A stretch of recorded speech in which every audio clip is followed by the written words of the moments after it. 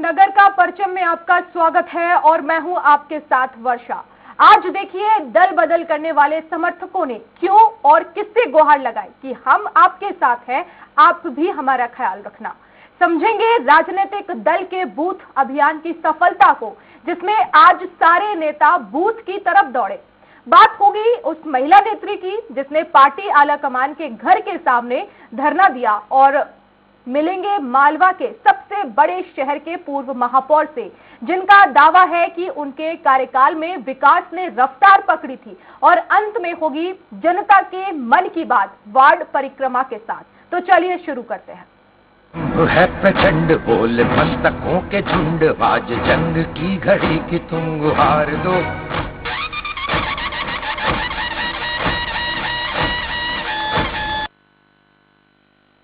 और चलिए शुरुआत करेंगे ग्वालियर से, जहां कांग्रेस छोड़ बीजेपी में आए केंद्रीय मंत्री ज्योतिरादित्य सिंधिया पर उनके साथ कांग्रेस छोड़कर आए समर्थकों का दबाव बढ़ता जा रहा है। समर्थकों के एक ही स्वर है, हम आपके साथ कांग्रेस छोड़कर बीजेपी में आए हैं, अब आप भी हमारा ख्याल रखना, यह आपकी जिम्मेदारी है। देखिए ग्वालियर से ये खास रिपोर्ट। महाराज साहब के ही लोग हैं और महाराज साहब के साथ पार्टी ज्वाइन की थी। कांग्रेस छोड़कर आए थे आप? तो आप क्या लगता है कि आपने कांग्रेस छोड़ा है सिंधिया जी के लिए, तो क्या उनको टिकट देना चाहिए आपको? उनका आशीर्वाद मिलेगा साहब, पूरा बिल्कुल लगता है। जब ज्योतिरादित्य सिंधिया कांग्रेस में थे, अब वैसा ही नजारा ग्वालियर के जयविलास पैलेस में नजर आ रहा है, जहां सैकड़ों समर्थकों की भीड़ एक अदद टिकट की दावेदारी के लिए उमड़ पड़ी है। ज्योतिरादित्य सिंधिया निकाय चुनाव में आए नामों को लेकर मंथन कर रही है, तो वहीं 1 to 1 बातचीत भी। ग्वालियर के जयविलास पैलेस यानी कि सिंधिया राजवंश का महल, जहां पर सिंधिया समर्थकों का सैकड़ों की संख्या में जमावड़ा लगा हुआ है। समर्थक अपने बहू, बेटा, बेटी और पत्नी के साथ साथ खुद के लिए भी टिकट मांगने आए हुए हैं। सबके हाथों में बायोडेटा है, हर कोई अपनी उपलब्धि गिनाने के साथ साथ युवा और समाज के नाम पर टिकट मांग रहा है। साथ ही वह ये भी कह रही है कि कांग्रेस छोड़कर बीजेपी में आई है, इसलिए उनका ख्याल रखना महाराज की जिम्मेदारी है। वार्ड 19 से महिला है सामान्य, तो मैं श्रीमती उमा भदौरिया टिकट मांग रहा हूँ। मैं उनका पति फौजी हूँ और आप लोगों सभी तो बाकी महाराज सिंधिया जी जो हाँ मैं वार्ड 19 से श्रीमती उमा भदौरिया हूँ और टिकट मांग रही। महिला मोर्चे में 90 से काम कर रही हूँ। बीजेपी की सक्रिय कार्यकर्ता होने के नाते में मेरा अधिकार बनता है। सिंधिया जी ये कह रहे थे, हमने सिंधिया जी से कहा कि हमारा वार्ड नंबर 20 है, हम चुनाव नहीं लड़ रहे। सिंधिया जी कह रहे थे पूरे शहर से लड़ती हो और जब लड़ना है तब लड़ नहीं रही हो। सिंधिया जी ये कह रहे हैं। निकले आए कहाँ से मांगने आए, क्या कहना चाह रहे हैं? वार्ड 61 से। क्या लेकर आए? बायोडाटा है महाराज साहब के लिए। इसके पहले पार्टी में भी आपने बायोडाटा दिया होगा, कमल मखियानी जी लो रहे थे, तो अब महाराज साहब को दे रहे हैं और किस किस को दे रहे हैं? आए हुए हैं, महाराज साहब के ही लोग हैं और महाराज साहब के साथ पार्टी ज्वाइन की थी। कांग्रेस छोड़कर आए थे आप? तो आप क्या लगता है कि आपने कांग्रेस छोड़ा है सिंधिया जी के लिए, तो क्या उनको टिकट देना चाहिए आपको? उनका आशीर्वाद मिलेगा साहब, पूरा बिल्कुल लगता है। ग्वालियर नगर निगम में 66 वार्ड है और यहाँ तकरीबन 560 से 600 लोगों ने अपनी टिकट की दावेदारी निगम की, तो वहीं 1 दर्जन से ज्यादा लोगों ने मेयर की है, जिसमें ज्योतिरादित्य सिंधिया, नरेंद्र सिंह तोमर और जयभान सिंह पवैया, माया सिंह, प्रद्युमन सिंह तोमर के समर्थक समेत पार्टी के कार्यकर्ता शामिल हैं। ऐसे में पार्टी इनमें से किस पर भरोसा जताएगी ये तो वक्त बताएगा। वहीं ज्योतिरादित्य सिंधिया का कहना है कि जल्द ही सभी नामों की घोषणा की जाएगी। टिकट उसी कार्यकर्ता को मिलेगा जो पार्टी के प्रति समर्पित है। वहीं उन्होंने बीजेपी अध्यक्ष जेपी नड्डा के बयान पर कहा कि मैं इस पर नहीं पढ़ना चाहता कि नेता की फैमिली में टिकट मिले या ना मिले, लेकिन सिंधिया परिवार से एक ही व्यक्ति राजनीति में रहता है। मैंने तो सदैव, मैं इसमें नहीं पढ़ना चाहता कि नेता की परिवार में टिकट जाएगा या नहीं जाएगा। मैं आपने तो सदैव देखा है कि सिंधिया परिवार के अंतर्गत एक परिवार का सदस्य ही राजनीति में रहता है। तो ये तो पिछले 30-40 साल से हम लोग ने अपने जीवन काल में ही परिवार में अपनाया है और ये एक महत्वपूर्ण कदम भी है, क्योंकि सभी को मौका मिलना चाहिए। परिवार का एक सदस्य हो वो काफी होना चाहिए। कहा जा रहा है कि ग्वालियर के 66 वार्डों में ज्योतिरादित्य सिंधिया को 1/3 पार्षदों के टिकट पर फैसला लेने के लिए कहा गया है, यानी कि करीब 22 टिकट। वैसे ज्योतिरादित्य सिंधिया जब कांग्रेस में थे तब भी ऐसा ही मेला लगता था, जिसमें पार्षदों और मेयर के ticket full and final decision अधिकार केवल ज्योतिरादित्य सिंधिया के पास ही होता था। लेकिन सिंधिया अब बीजेपी में है, यानी कि बहुत कुछ बदल गया है। स्वराज एक्सप्रेस के लिए ग्वालियर से विनोद शर्मा की रिपोर्ट। बीजेपी के बूथ विजय संकल्प अभियान में बीजेपी ने दावा किया है कि आज एक साथ प्रदेश के 65,000 से ज्यादा बूथों पर पार्टी के कार्यकर्ताओं ने बूथ विजय का संकल्प लिया। पार्टी के प्रदेश अध्यक्ष वीडी शर्मा और मुख्यमंत्री शिवराज सिंह चौहान खुद भोपाल के 2 बूथों पर गए। इधर कांग्रेस ने इसे बिन दूल्हे की बारात बताया है। मुख्यमंत्री शिवराज सिंह चौहान इस अभियान में भोपाल के पंचशील नगर बूथ पर जाकर लोगों से मिले। मुख्यमंत्री ने कहा कि आज बूथ विजय दिवस है। मैंने आज बूथ समितियों के सदस्यों को काम का बंटवारा किया है। हमने संकल्प लिया है कि हमारा जो भी पार्षद और महापौर का प्रत्याशी होगा उसको विजयी बनाएंगे। हमारा प्रत्याशी केवल कमल का फूल होता है। उन्होंने कहा कि हमारी डबल इंजन की सरकार है, गरीबों तक उनकी कल्याण की योजनाएं पहुंचाई जा रही है। आप बूथ विजय संकल्प के लिए निकले हैं और आज जनता से भी संवाद कर रहे हैं। कैसे हो गए? आपकी भांजियों से भी मुलाकात कर रहे हैं, लंबे समय से आपका इंतजार कर रही थी भांजियों से। नमस्ते। लो बेटी, लो बेटी, ये दे दो। ये सबको मम्मी पापा को कहना मामा की पार्टी को जिताए, ठीक है? आप भी लो। सर भांजिया सर आपका इंतजार कर रही थी सर बहुत देर से। हाँ, ये मेरी भांजिया है, इनके सुखद भविष्य के लिए काम कर रहा हूँ। नमस्ते बेटा। इधर बीजेपी प्रदेश अध्यक्ष विष्णु दत्त शर्मा ने भी भोपाल के वार्ड 25 के एक बूथ में जाकर कार्यकर्ताओं से मुलाकात की। शर्मा ने स्वराज एक्सप्रेस से खास बातचीत में निकाय चुनावों में बीजेपी की जीत का दावा किया है।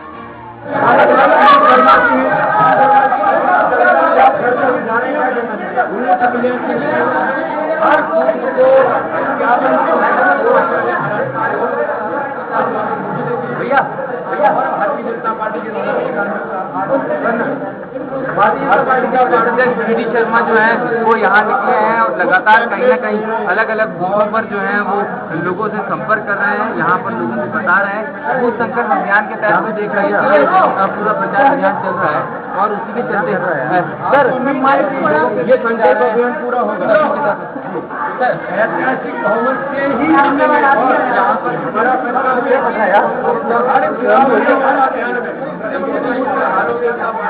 ये भी तो गुस्सा है ना, हम ऐतिहासिक बहुमत। हमने उन लोगों से भी बातचीत की जिन्हें शर्मा ने बीजेपी को वोट करने की अपील की। लोगों ने शर्मा को महंगाई और उनकी समस्याओं पर ध्यान देने को कहा। जो मतलब मिलना चाहिए हक अधिकार, गरीब महिलाएं हैं और उनके लिए जो बेचारी झुग्गियों में रह रहे हैं वो लोग गरीब हैं, तो उनको जीवन पर्यंत के लिए कुछ ऐसा साधन होना चाहिए जो उनकी जीविका चले। जी आप बताइए आप क्या चाहते हैं? विकास हो समाज। अच्छा, यहाँ वोट लेने आए थे तो नेता वोट लेने तो बहुत आते हैं, लेकिन जो वादे करते हैं वो पूरे करते हैं? करते हैं। अच्छा, आपके क्षेत्र में काम हो रहा है? हाँ। वहीं कांग्रेस ने बीजेपी के बूथ संकल्प अभियान पर तंज कसा। कांग्रेस ने कहा कि बीजेपी बिन दूल्हे के बारात निकाल रही है। चुनाव से पहले जीत के दावों पर भी कांग्रेस ने सवाल खड़े किए हैं। यानी सीधी तौर पर ये लोग राजनीतिक बेईमानों का गिरोह है जो अपना निर्णय टिकट बांटने के पहले ही कर देता है। अभी दूल्हा घोषित नहीं है, बारात भी आज निकल गई बूथ लेवल पर और आज परिणाम भी घोषित कर दिए। किसको कौन जीत रहा है? मैं वही आपसे कह रहा हूँ, बिना दूल्हे की बारात है, टिकट वीडी शर्मा साहब बांट नहीं पाएंगे, उनका फेलियर है। बूथ के साथ साथ घर घर जा रहे हैं और पर्चे बांटकर लोगों से भारतीय जनता पार्टी को वोट देने की अपील कर रहे हैं। कैमरामैन के साथ अतुल पाठक, स्वराज एक्सप्रेस। जबलपुर में सांसद राकेश सिंह ने भी बूथों पर जाकर जनसंपर्क किया। महापौर और पार्षदों की उम्मीदवारी को लेकर सांसद राकेश सिंह ने कहा कि बीजेपी को इस बात से कोई फर्क नहीं पड़ता है कि कांग्रेस ने अपने उम्मीदवार घोषित किए हैं या नहीं। पार्टी प्रत्याशी चयन की प्रक्रिया पूरी होते ही प्रत्याशियों के नामों की घोषणा कर दी जाएगी।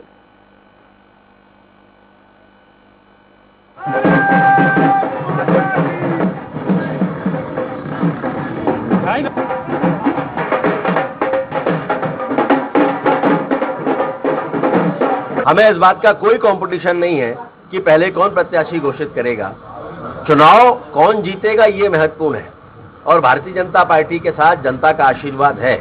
हमारी प्रक्रिया पूरी होने के साथ ही भारतीय जनता पार्टी के प्रत्याशी की भी घोषणा हो जाएगी।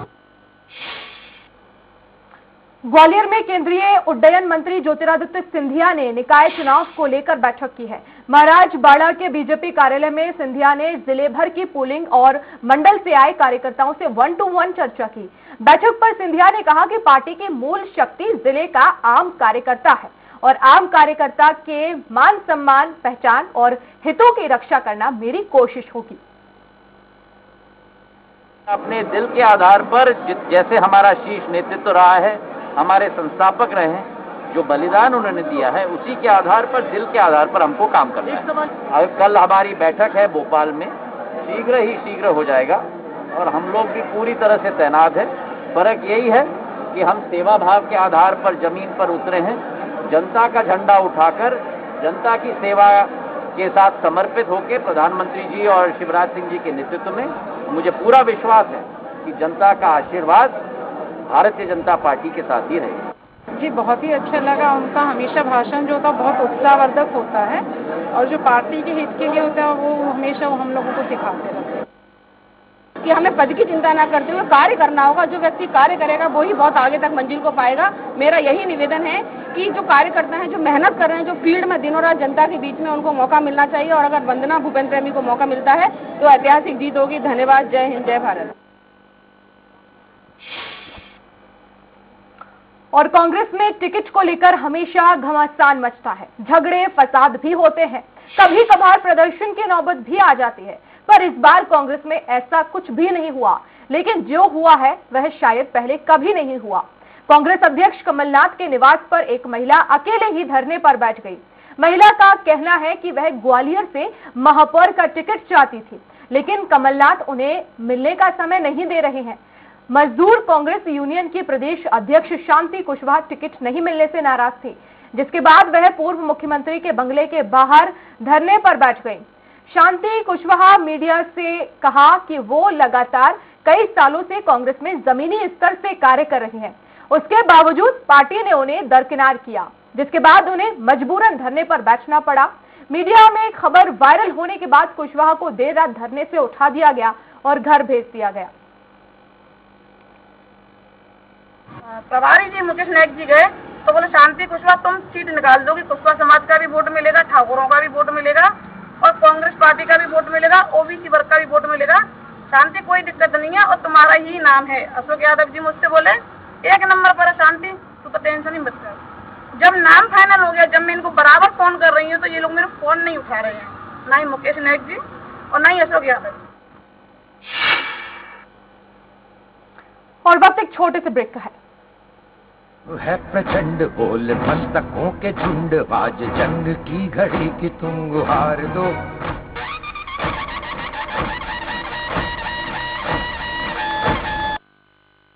सब कुछ आजमाया और तब मैंने माना कि सिर्फ सच्ची सहेली ही है महिलाओं के उन मुश्किल दिनों की हर समस्या, जैसे कठिन दर्द, अनियमितता, खून की कमी, थकान व कमजोरी जैसी सभी प्रॉब्लम्स के लिए नंबर 1 औषधि एवं tonic. SRK University is one of the oldest university of Madhya Pradesh with well qualified and experienced faculty. 25 सालों से मध्य प्रदेश की विश्वसनीय university. Courses offered engineering, pharmacy, management, agriculture, computer application, nursing, homeopathy, dental, paramedical, PhD research and other professional and certificate courses. Contact 7024144981 और 828384। आप चुनने जा रहे हैं नगर सरकार। निकाय के हाल, सियासत की हर चाल, कौन दिखाएगा ताकत, किसका लहराएगा परचम।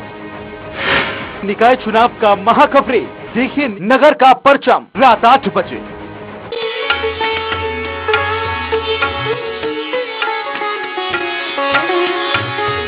महर्षि उपदेशामृत प्रवाह देखिए स्वराज एक्सप्रेस में प्रतिदिन प्रातः 6:30 बजे से। सब कुछ आजमाया और तब मैंने माना कि सिर्फ सच्ची सहेली ही है महिलाओं के उन मुश्किल दिनों की हर समस्या, जैसे कठिन दर्द, अनियमितता, खून की कमी, थकान व कमजोरी जैसी सभी प्रॉब्लम्स के लिए नंबर 1 औषधि एवं टॉनिक। क्योंकि सिर्फ सच्ची सहेली में है 67 खास आयुर्वेदिक जड़ी बूटियाँ, जो मुश्किल दिनों की सभी तकलीफों को अंदर से ठीक करने में मदद करे। सच्ची सहेली, महिलाओं के लिए सबसे भरोसेमंद औषधि एवं टॉनिक। के झुंड बाज जंग की घड़ी की तुम गुहार दो।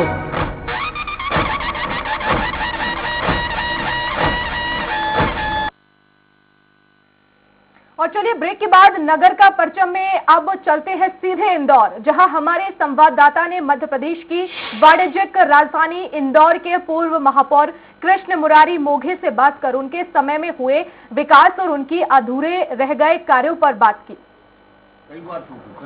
हमारे साथ मौजूद है बीजेपी के वरिष्ठ नेता और इंदौर के पूर्व महापौर कृष्ण मुरारी मोघे जी। मोघे जी, आपका कार्यकाल बेहद ही जो है बिना विवाद पस्त रहा है। कई कार्य जो है इंदौर के कई विकास कार्य आपने किए हैं। अब आपकी कौन सी ऐसी तमन्ना है इंदौर के लिए जो बाकी बच गई थी आपके मेयरकाल के बाद? नहीं, देखिए, विकास ये अखंड चलने वाली प्रक्रिया है, इसका कोई अंत नहीं। जहाँ तक इंदौर का प्रश्न है तो इंदौर औद्योगिक क्षेत्र है।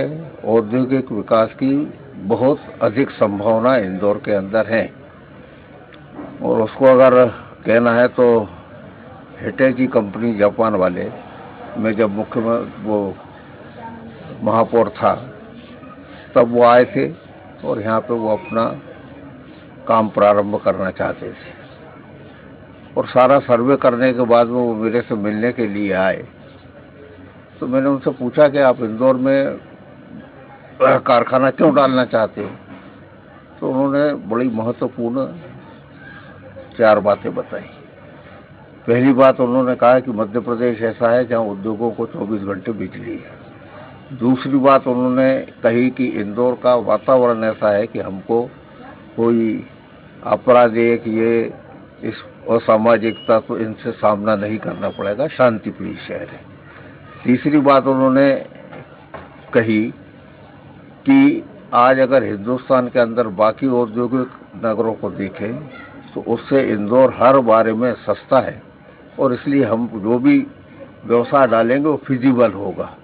और चौथी बात उन्होंने कही कि जो इंदौर का डेवलपमेंट है, पानी की व्यवस्था है, सीवरेज है, सड़कें हैं, ये सब बातें ऐसी हैं कि जिसके कारण हमारा मन यहाँ पे उद्योग डालने का। और इसलिए आज अगर इंदौर का विकास होता है तो ये केवल एक सुविधा युक्त चीज होगी ऐसा नहीं है। तो इसके कारण उद्योग आएंगे और उद्योग आएंगे तो लोगों को रोजगार मिलेगा और आर्थिक दृष्टि से और संपन्नता बढ़ेगी। और इसलिए इंदौर में इस आधार के ऊपर काम किया जाना चाहिए। हम अगर बात की जाए, लगातार जनसंख्या जो है इंदौर की बढ़ती जा रही है। अगर देखा जाए तो 10-20 साल पहले कुछ और जनसंख्या थी, अब जनसंख्या बढ़ रही है। आपके कार्यकाल में 500 MLD पानी लाने का काम, जो कि इंदौर प्यासा था और इंदौर को प्यास बुझाने का काम आपने किया था। तो अभी जिस तरह से जनसंख्या बढ़ रही है तो क्या लगता है कि इंदौर की प्यास बुझाने के लिए किस तरह के कार्य होना चाहिए? देखिए, ऐसा है कि मैं जब बना तब नर्मदा के 2 चरणों का पानी आता था, वो 180 MLD आता था और 180 MLD में से 50 MLD हमारा रास्ते में जाता था, क्योंकि जो महू का कैंटनमेंट एरिया है उसका हमारा एग्रीमेंट था और जिन गांव से होकर लाइन आई थी वहाँ पानी देने का कमिटमेंट था और इसलिए उनको पानी देते थे। ऐसा 50 MLD पानी ये रास्ते में बढ़ जाता था। 130 MLD पानी आना चाहिए, किंतु 130 पूरा आता नहीं। अगर बात की जाए तो कांग्रेस ने अपना महापौर का प्रत्याशी बना दिया है। आपकी उम्मीदवारी थी, कहीं न कहीं इंदौर की जनता को आपसे उम्मीद थी, लेकिन आपने भी चुनाव लड़ने से ना बोल दिया है। तो क्या लगता है बीजेपी किस चेहरे को आगे करेगी और किस तरह से उसको रूपरेखा बनाई जाएगी? नहीं, देखिए, ऐसा है कि मेरा नाम था, लोगों को अपेक्षा थी, मगर मैंने शुरू दिन से मना कर दिया था कि मैं चुनाव नहीं लड़ूंगा। और इसलिए